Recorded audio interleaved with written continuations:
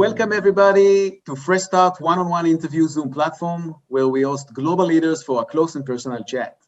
For those of you who are unfamiliar with us, Fresh Start is an Israeli food tech incubator located in Kiryat Shmona, known as the FoodTech Valley of Israel. We at Fresh Start invest and proctor early stage startups. I am Ronnie Barak, the incubator CEO, with a personal background myself of entrepreneurship, inventions, and company's inception. Today, I will host for a chat Dr. Tim Geistlinger, Chief Science Officer at Perfect Day. Tim, welcome.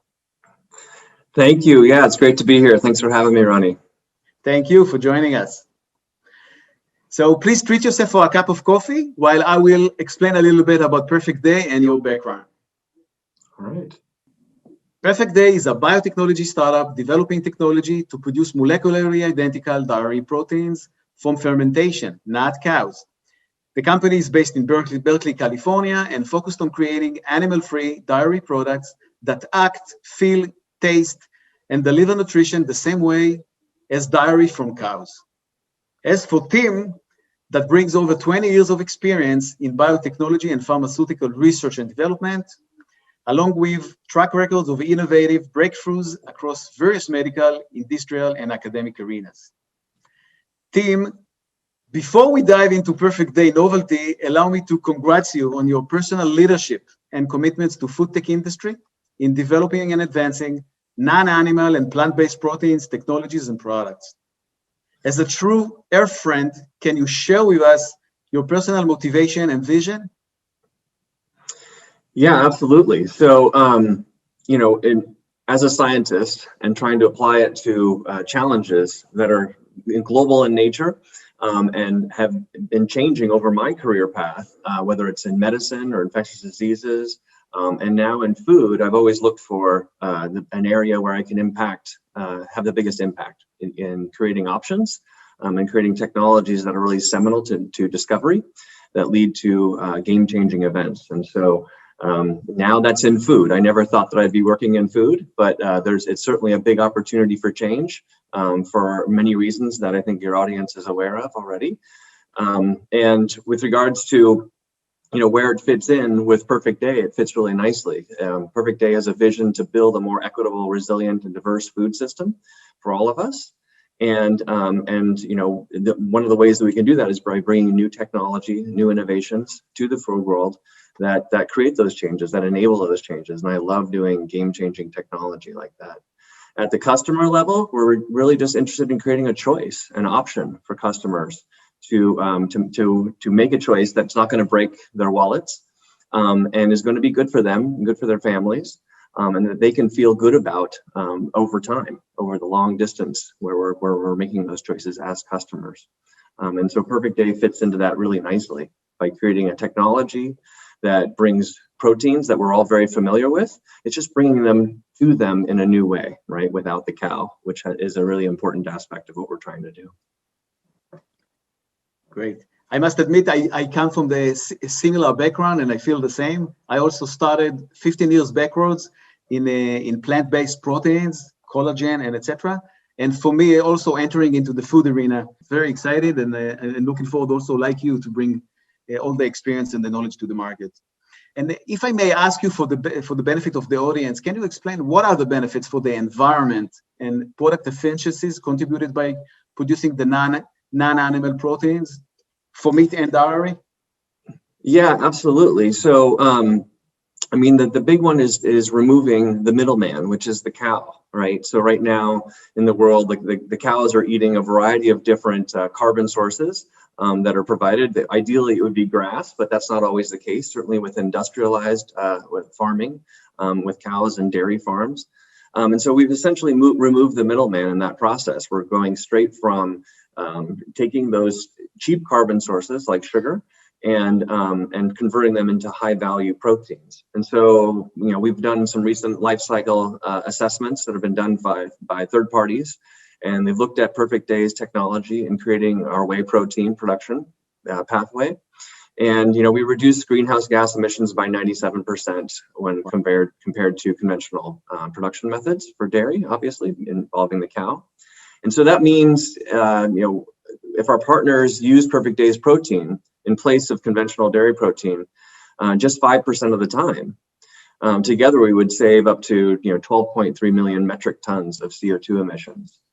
So that's equivalent to the emissions required to power up to 1.4 million homes for a year, or the emissions from up to 2.7 million passenger vehicles a year. So the opportunities for the environmental impact are big. And that's, again, just looking at if they substitute in our protein into their process only 5% of the time. So the opportunity here is massive, and that will just grow over time. Amazing, phenomenal numbers. I mean, it's incredible the difference between the traditional factories and the way you guys go. And if I may ask you, I mean, your involvement had started also, I mean, with the non-animal protein for the meat alternative, right? I mean, you started back in the days in Beyond Meat. Can you share a little bit? Can you maybe share a little bit about how the market has evolved ever since, from a standpoint of acceptability, regulatory?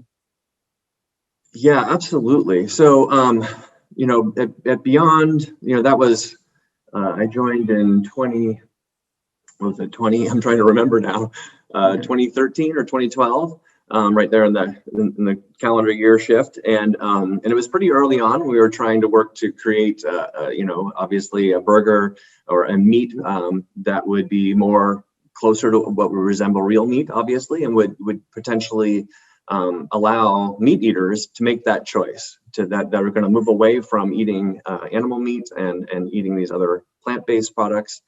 And at the time, everyone thought we were insane because it was, there were, why would you want to make something that's even more meaty? Vegetarians and vegans don't really want that. And of course, we weren't after vegetarians and vegans. We were trying to be more disruptive and go after meat eaters. The impact of that has been big, not only in bringing a larger customer base to looking at this sector as a whole, but also the financial market. So Beyond Meat had one of the biggest IPOs in 2019 since 2011, I believe.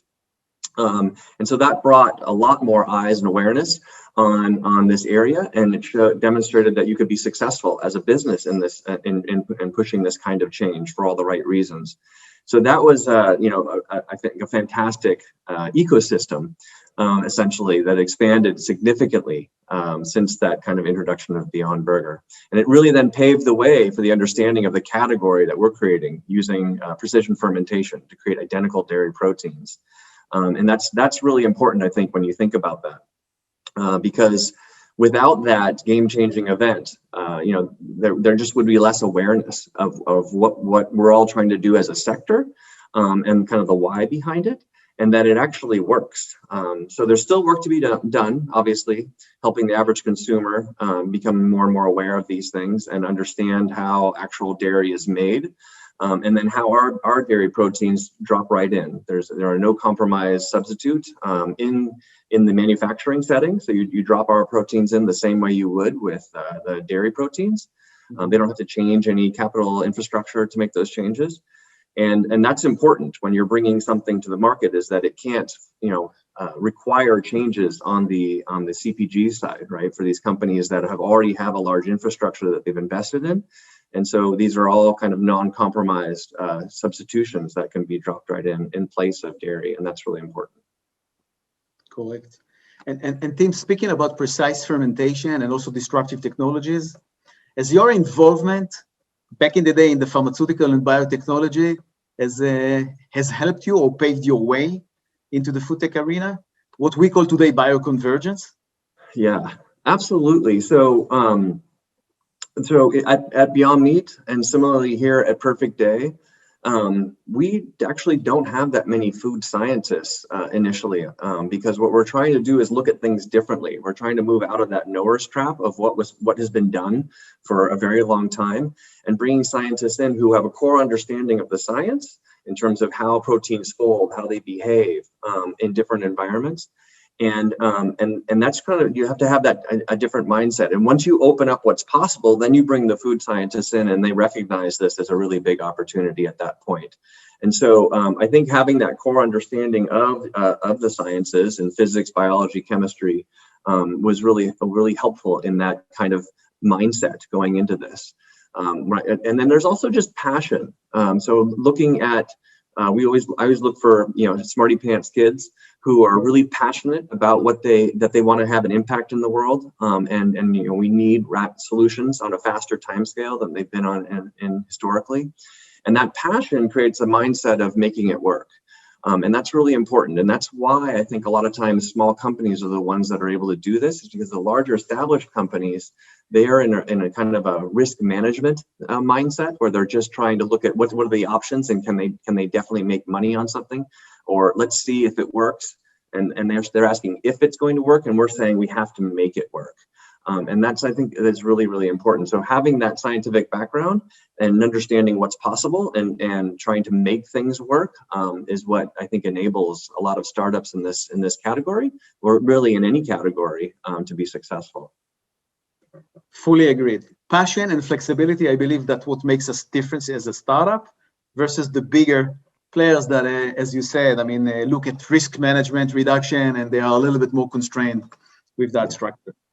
Yeah. And so if we look more in more depth about Perfect Day and the way it started, can you share a little bit what was there a personal need, for the founders upon establishing the company and the idea? Yeah. So Ryan and Parimal, were trying to be vegan. They were already vegetarian, and they were really trying to be vegan. And it really started with a sad vegan cream cheese that pushed them over the top, and thinking there must be a better way to do this. And so both of Ryan and Parimal have a scientific background. Mm-hmm.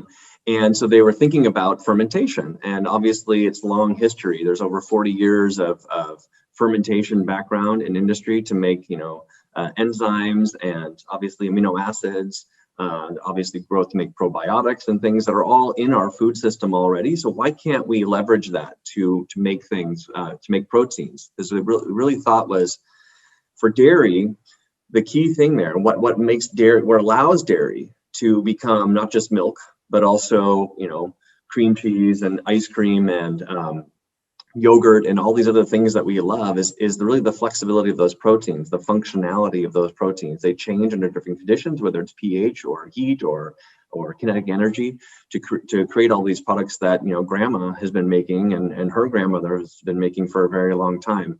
And so if we could really solve that problem by going after the proteins, that would be a big game changer, because that's what has been limited in these other areas. And when you look at plant-based sources like soy and pea proteins and other proteins, they're highly denatured and they're in their separations process. So they have a hard time really bending and flexing. Once you have a soy milk, it's kind of a soy milk. It's hard to convert it to anything else. Because the proteins are already fairly denatured. There's also a big mixture of proteins that are in there. And if we could make one protein, or pure sets of proteins that have really high functionality, that are natively folded still, that denaturation process would be possible. And you could make all these different products with these proteins because of the high level of functionality. Of course, dairy has the nutrition, right? And the big part of the nutrition is the protein itself. There's a lot of other things that are in dairy that are incredibly important. We're not claiming to be making all of those things. We're just really focused on the protein. And so that's kind of the vision that we had for that. So if you were to share with us a little bit about your available portfolio, and also what's coming next, again, what you can share with us, right? As you said, we're making pure proteins. So our first one is beta-lactoglobulin.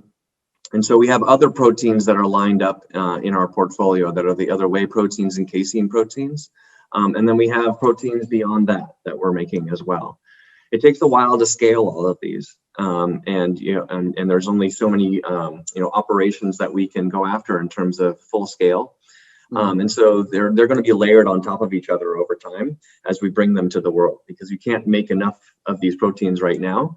And so we're really focused on bringing our first one, which is the beta-lactoglobulin, to the market. Now, in terms of products that can be created with that, there are many, just with that first protein. So obviously that we have the ice cream that's out in the world already. We have cream cheese that's coming out. It's already going into the market now. And we've made a lot of other things, and now it's just a matter of which companies want to do, who wants to partner with us to make different product categories. So we can make yogurt, and the yogurts are very, very good. In fact, we can tailor them to be kind of a French style yogurt or a North American style or a Japanese style yogurt, really very easily. And the protein profile is actually higher in terms of the essential amino acid score that's in them. And they're basically identical. And so those are really fun. After that, there's more and more products that I'm not allowed to really talk about. But if you think about all of the big things that people are interested in terms of solving for, not just in the dairy category, there are other areas that we can make products in that are very surprising because of the functionality of this protein. We can make things that are identical, and you can't really tell the difference in ways that would surprise you. So it's a pretty exciting time. Great. Are you guys also open to collaboration, or are you producing only your own A to Z product? We love partnerships. So we know that we can't do it all by ourselves. This is a very big global challenge, right? So we have partnerships already at the manufacturing level. And we have all the way through our vertical, we have partnerships all the way through, always trying to see what we can leverage. We don't want to reinvent too many wheels along this way. We want to invent the key steps that are the gaps that are blocking us from being successful. And so we're doing that. But where things have already been developed, we partner on these things all the time. And certainly when we go into different geographies, there's we have a whole kind of group of partnerships that are forming. I can't talk about specific ones, but just as an example of one that we can talk about, which is ADM, Archer Daniels Midland, in the Midwest here. So that's in one example, and that is public information. The other partnerships are all still private and developing. Tim, if I may ask you on a broader perspective, how would you envision our daily menu would be composed of in 10 years from today? Yeah, so we expect the future menus will be much more diverse, and consumers will enjoy meals which include dairy made from fermentation, cell-based meats, sustainably packaged produce, plant-based treats, as well as kind of more conventional products that we enjoy today, sourced from more ethical and sustainable farms. So, there's a lot out there that's happening. There's a lot of new ingredients that are coming to be released on the world. And used to make products that are more balanced in terms of the impact on the world and also the impact on the customer's health. There's much more focus on customers' health. We're moving away from large companies that have really been focused more on profit and loading their products up with inexpensive ingredients to try and drive those higher margins. And customers are tired of that, right? And so they want something that brings value to them personally and their families, but also brings value to the world around them. This is a fast, I don't think we've seen in the food system this big a change ever in terms of the speed with which whole new categories of ingredients and products are coming on the market. And I think people are very excited about them. I know that, my children love it. They love these products because they know that this is the world they have to live in going forward. But also they actually kind of prefer the Beyond Burger over a real piece of meat. They don't like the way real meat smells, and it is kind of gross, right? And so I think that's true when they have our dairy products as well from Perfect Day. They really like them. They just want us to make more. And that's a lot of fun for me personally on that level. But I think that's not unusual now in this day and age, that everyone's looking for a way that they can make an impact with their wallets. Agreed. We feel the same here in Israel. We always say that we are a reflection of the US market. I think this trend is picking up very, very strongly here as well. Yeah, I think similarly, to take it another step, I think a lot of products are going to be more and more bent towards really bringing that nutritional value in terms of tailored nutrition that are going to where customers are going to, as we understand the gut biome more, as we're interacting with our doctors and understanding how food relates with our body and what to avoid and what to add to our diets through these precision fermentation products, right? These pure proteins, you're able to more likely tailor that nutrition more effectively so that you're bringing more value to your body with a smaller meal package even. Certainly technologies to look up for. Yeah. Agreed. Okay, so now as accustomed in our show, let's move to the exciting part of the conversation. It is a ping-pong intuitive short questionnaire. Okay. Please try not to overthink it and to answer as quick as you can, even with a one word or a one sentence, okay? Okay. Cool. So I read about you that you were playing the guitar, right? So Yeah. can I ask you, what is your favorite song to play on your guitar? My favorite songs are the ones my kids always ask for. Because that's when I'm having the most fun playing the guitars with my family and with friends. And so my kids are always yelling out the names of the songs. And so I don't know if you're familiar with James Blunt.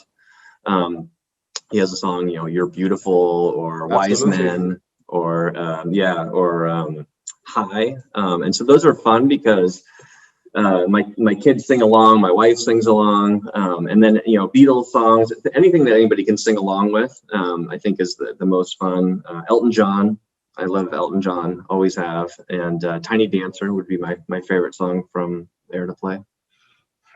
You got me as your audience as well. Okay, cool. And speaking about meals, and as you said, your kids already like the things that you are helping design and prepare. What is your favorite dish within your portfolio that you would bring home? Well, certainly right now, ice cream is the easiest because that's easy to go buy at the store or have, there's a lot of new direct to consumer that's, through the mail now that you can, because of COVID, right? So you can get those products. So certainly that's the obvious one. The ones that I bring home are the ones that are still in development. So I mentioned a few of those things to you, like the yogurt and other things that we're always trying to improve upon and validate. And so my kids love eating those. They like to always think that they were the first kids to have the Beyond Burger way back when. And so they love that. They love to tell their friends that, and they want to always be the first kids to try, the products at our current company.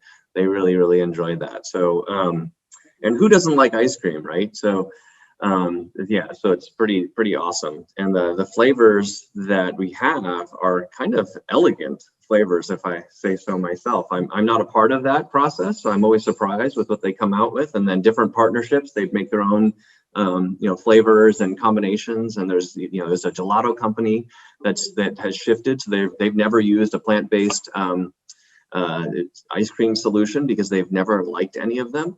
And now they're moving to plant-based with our protein to make gelato. And they're one of the biggest gelato companies in the world. And that product is fantastic. So, so that's a lot of, I always said I wanted to make a dessert someday. And so here we are making a dessert. And it's so much more fun than talking about all the cancer and other things that I used to work on. So everybody at the dinner table or at any party, they want to talk about this all the time. Whereas with when I used to work in cancer and everything, that people only wanted to talk to you when they were in desperate need of help, which is fantastic. And they still do that, but it's so much more fun to be talking about food and where things are going. So fully agreed. So if you had that ice cream or yogurt, for dinner, and you could have invited anybody that inspires you, whom would you like to add to the dinner? Well, you, of course, Ronnie. Thank you. No, I think, right, there are big players in the world. I think it would be awesome. I would love to have somebody who is, really against this whole plant-based movement, right? And I would love to have them. I'd give them regular ice cream and our ice cream, and then I'd see if they could tell the difference, right? And maybe pivot them in a way that they become one of their best advocates for this, because that's what we need. We need to change people's minds. There's a lot of famous people who are, mavens in their space that are already, online with us, both at Beyond Meat and now here. I think the one that's public is Leonardo DiCaprio. He eats our ice cream. and other products as well. And there's been a few other players. I'm not supposed to mention who those other people are yet, but they'll slowly be released into the public domain in terms of who we're working with. But it's a lot of fun. And I think getting those kind of leaders in different geographies are going to be really continue to be important in solving this. At Beyond Meat, we had a lot of athletes that were really joining on, and because they were feeling better about themselves, about their workouts. We have a lot of athletes now that use our protein because whey protein is used for bodybuilding. And so athletes are using our protein right now for their own bodybuilding, and they don't feel the lag that you get from either eating meat or eating dairy. They can go right into their workouts right afterwards, and they just feel better. And to me, that's just the best indicator, right? That's the kind of people that you want to share their story, right? Because I think that resonates with people, that you just feel better. It feels right, both on a values perspective, but also just biologically, it feels better. Fully acknowledged. Tim, it has been so great talking with you. I so much appreciate, your information sharing with us and your experiences sharing. And I look forward to welcome you once more, in our one of our next episodes. So for now, thank you so much. Thank you for having me. Thank you so much for having me. And I would love to come and visit sometime. Maybe when I'm rolling through the area, I'll contact you and reach out. Thanks so much. And thanks to everybody for watching us. See you on our next episode.